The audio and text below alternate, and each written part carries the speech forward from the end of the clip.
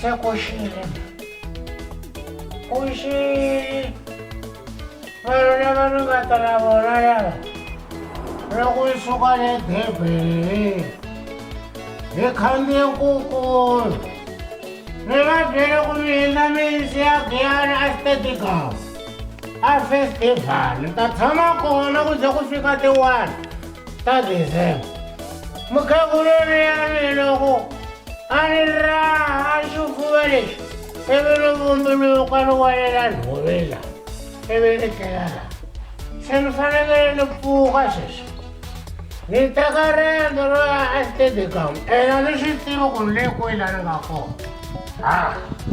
Xikandza xa mina xi njhani xona? Ha biyelo. I bihe u foxana u bihanga ya Giyani. I fanekele i fika tanihi Ngodwana. I mane pfuka mina mi fanaka Ngodwana. Ya, ni twa ndlala. Ni twa ndlala. Hey, tiwayeni. Ti dyela. Milongo ya mina leyi ni nga longa a Giyani ni nge tlheli. Nix. Va tshama va n'wi siya kwalomu a Giyani va nge n'wi siyi. A Giyani va hema ni ya kona na jumela. Loko ku fika ti-1 va ta ni kuma ni ri kona kwale. Ya. Ni ya kona a Giyani. Wa tiva i na mali kumbexana hi na mali fika tikomba kwale.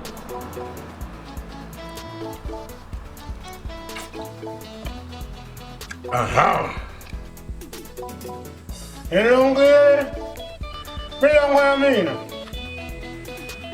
Loko yo tshuka yi na mpfula le Stadium leyi hi le court rain ambala yona. Loko ko tshuka ku ve na mistake le Giyani leyi gezi ri famba ri vonisile a ni tlhela Giyani ya kona. Yi va ni cinca swimbalo leswi ni nga mbala ni ayina leswi ni nga na swona leswi. Ayini ya mina yi kwihi? Hi leyi. Hi leyi ayini. Oho. Ku hava gezi laha ka buloho leyi. Ta endla njhani? Ni hleketile mani huma. Aha. Hi leri dyambu. He. Ku hava gezi. Ta ayina hi dyambu. Hi leri dyambu leri. Hi leri. Aha. Ha sendla. Ni ya kona Giyani mina mi fanaka Ngodwana. Ni ya kona. Aha. Swendla ni lava vanhu va ni hleka. Va ku ni fambe na hembe yo khanyani. Aha. Tani n'wadyambu. Hi zayeni ya mina yi lamulela. Aha. Wa ta mi fanaka Ngodwana ni ya ku va voneni ni ya vona va beni manyanga hinkwaswo swa ni mfanelo. Hinkwaswo swa ni mfanelo. Yi ta tshwa. Hinkwaswo swa ni mfanelo. Ni ya vona na Joshi Rimani. Kambe ri Joshi Rimani ngoma lena yo nasikana yo cina na nhwana luya wo Madumelani. Nomine tlhe Madumelani. Madumelani la ku ya n'wi vona ni mufambi va n'wi vona ku i dlaye n'wanuna leyi leri nge yini Madumelani. Hi swi swa karhi swa endla. Swa karhi swa endla. Rozo va ni tekele Roza xinyori. Hi ya kona ni nge sali mina ni ya kona Giyani mina fanaka Ngodwana. Aha, swa ka swa endla. Swa ka swa endla. Swa endla. Hayi mi tshemba hale. Hawa lo tshemba walo. Aha, wa tshemba. Se ya kona mina thani. He. A nge fiki thanyeni va ni cukumeta. Ni le henhla ka nkukulu. A ni raha mukhegulu. Hi mina loyi se na humelela. Niyakona Giyani. Nike sali festival leyi. Niyavona tinqambi loko va ti nyika tinomboro.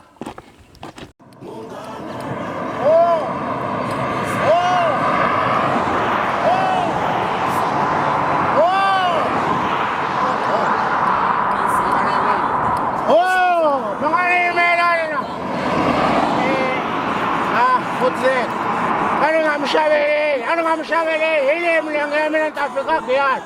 Amjele imani kumimi tamtani imelai. Kafambi mlenge yami ngithanda ukuvuka Giyani. Shaka sengo kuba kule. Ati mo. Mela range. Anta sukota sis. Niranta sukota lesina.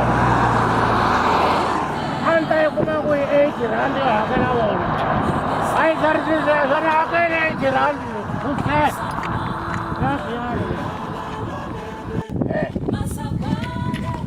La vele.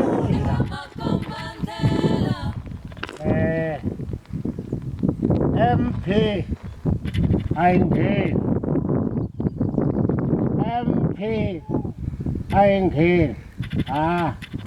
ani tiru na laure abu kumbele upole wa aret abantu kuyakala ngabantu phambela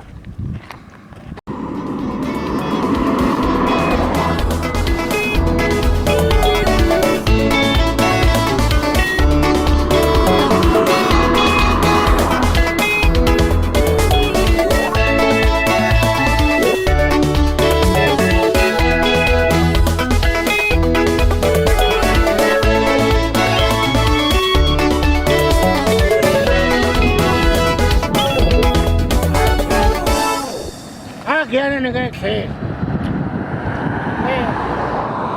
sena ke leswi nga tsariwa la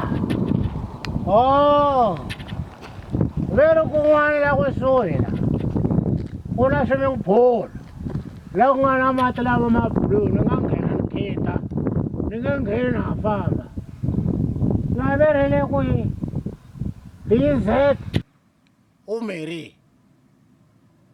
Ay, tiva se tshama ni twa ndhawu leyi. DZ Umeri. Hayi. Famba mi.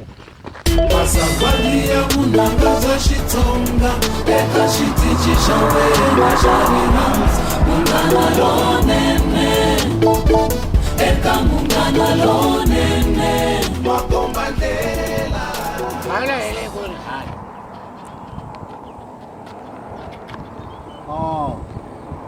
Wabona? Se swa endla. Swana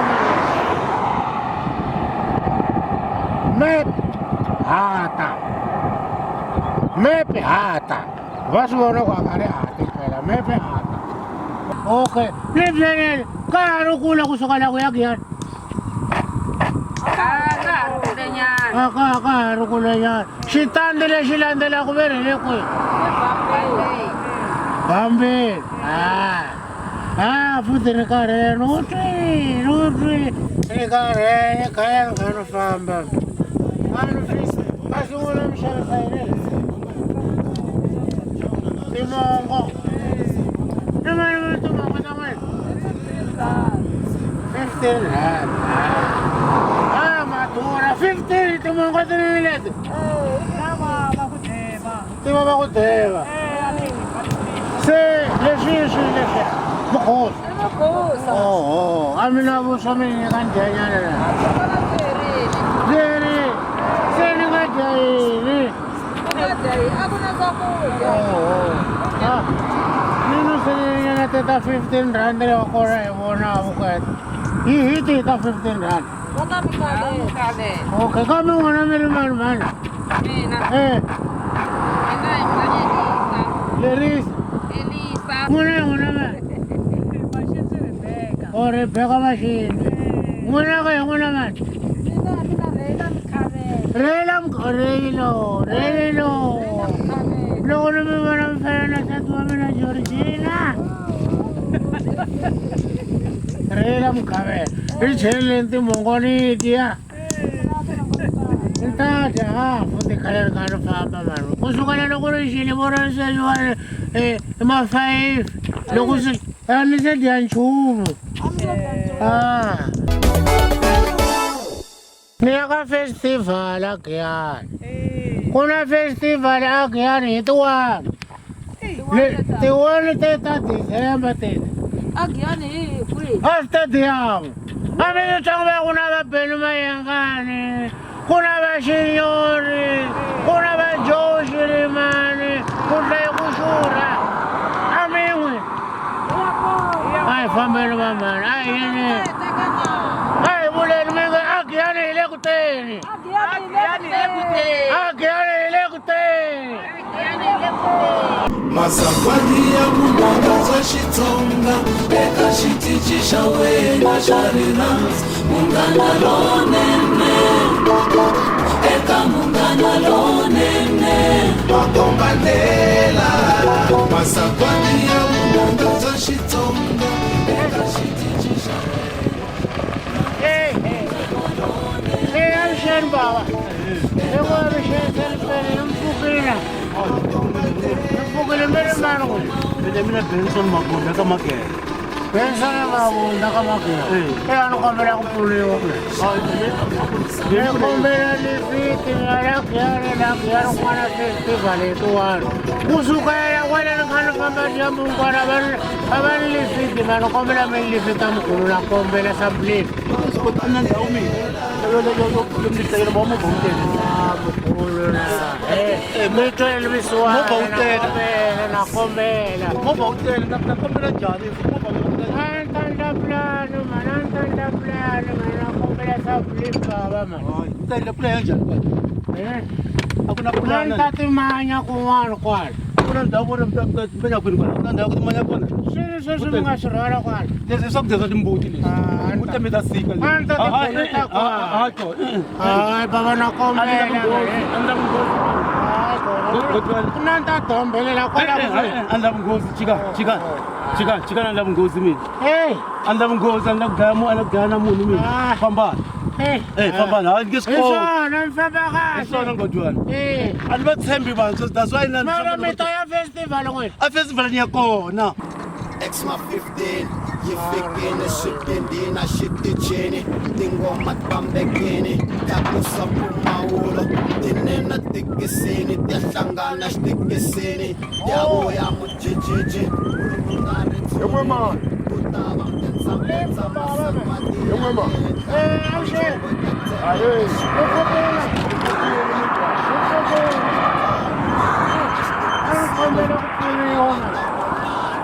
Ni kombela ku pfuniwa.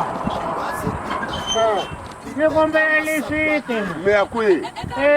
Ni ya Giyani festival. Mi ya Giyani festival. Mi huma kwihi? Ni te ni suka na van'wana ya nkukulu na visiku. Nkukulu? Se loko yi fika kun'wana kwala voni ra haniwa. Se ni ta va ni Giyani se no fambi milenge. Kusukela nampundzu ni kha ni kombela lifiti a ni liftiwa man. Se manjheni alright mi nga khandziya hi Ni nga ku na mfanisa n'wina ba Makhuvela. Hi mina himpela. Ni khandziya. Se i mani i Ngodwana. Hi mina Ngodwana a mi n'wina ya festivalini. Ni ya koho. Aha ni nghena ka. Khandziya. Hure ni ta mi pfunile man. I khale kusukela nampundzu matakuxa ni kha ni hlupheka. Ni lava na lifiti n'wana mi festivalini. A hi fambeni man. Hey mi ta mi pfu. N'wina ka ku na risimu leri ya mi ri lavaka ni ri lavaka ngopfu ra ku na nkambi. A mi nga yimbeleli kwale. Ni ta yimbelela rona.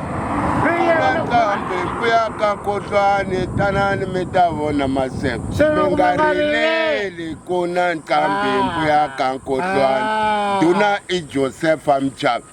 Se mi ta va mi karhi mi cina. Hi ta va hi kha hi cina a hi fambeni. A Giyani ya kona. Se ni hi kumile lifiti ya tidongo mina mfana ka Ngodwana.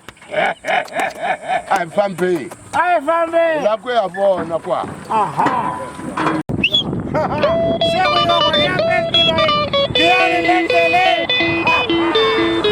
Se lendele. Se ni ya Giyani festival.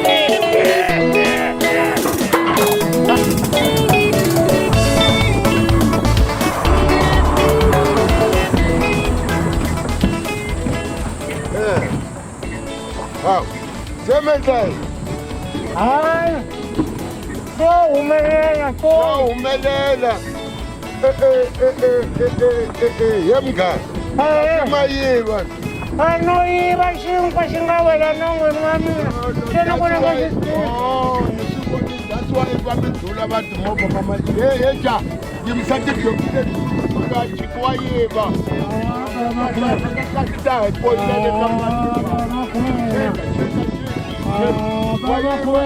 Chikwa shamichi.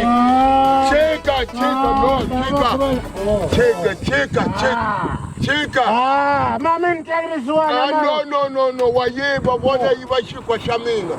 Nabali daya yiva chika. Baba kwela ni mthembe ngopfu. Sorry baba kwela. No, ni kamba na kusisa ye. Baba kwela marana. Ana kopela some believe na, eh. Come on. Standing.